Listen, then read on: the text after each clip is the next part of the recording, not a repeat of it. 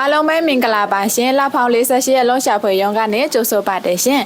ဒီနေ့20ရက်နေ့9လပိုင်း2025ရက်မှာအလုံး9ခုနဲ့လာမိတ်ဆက်ပေးမယ်နော်ရှင်နော်အလုံးနံပါတ်1ကကြတော့လင်မယားနှစ်တွဲခေါ်ပါတယ်ချွန်ပူလီပတ်မှာတဲခိုခန်တန့်ရှင်ရေးဖြစ်ပါတယ်ရှင်ဒါပေမဲ့၄ယောက်လုံးကဆိုင်ကယ်မောင်းတက်ရမယ်နော်ရှင်ထိုင်းစကားပြောတက်ရမယ်နော်တယောက်ကို1,200ပတ်ပေးတယ်တပတ်တရက်နာမနာအထိ900ပတ်ပေးတယ်ရှင်နော်စားစေငိမ့်ဖြစ်ပါတယ်အလုံးနံပါတ်2ကကြတော့အိမ်ဖော်နဲ့ကလေးထိန်အတော့ပြန်ပါရှင်အလုံးနေရာကအပန်းပေါ်ဗမာရှင်နော်တထေးကတော့2ယောက်ရှိတယ်အိမ်ကနှစ်ထပ်အိမ်ပါရှင်ကလေးကတော့တနည်းနဲ့4လတာယောက်ျားလေး1ယောက်ပဲရှိတယ်နော်တူပေးတဲ့လစာက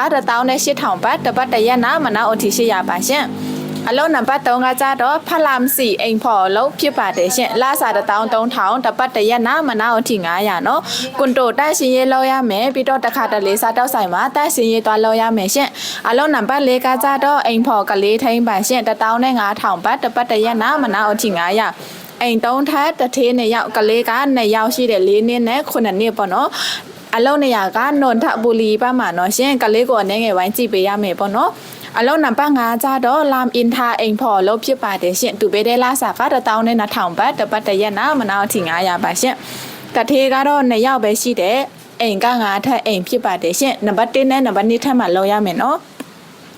ခွဲကြောင်မရှိဘူးနော်ရှင်တကယ်လို့ညီမပြောတဲ့အလုံး5ခုကို7ဝင်စားတယ်ဆိုရင်တော့လဖောင်48မှာဝင်လာစမလို့ရတယ်ရှင်စမခမရှိဘူးနော်အလုံးရမှာဝင်ဆောင်ခတယောက်ကို1,000ပတ်ပေးရမယ်နော်ရှင်ဒီအလုံး5ခုကတထေးရွေးမှာကိုကတွားလို့ရမယ်နော်ရှင်နော်ပတ်စပို့ဝပါမင်းရှိရမယ်နော်ရှင်အားလုံးပဲရုံးကိုနေ့တိုင်းဝင်လာလို့ရတယ်နော်ရှင်မင်္ဂလာပါရှင်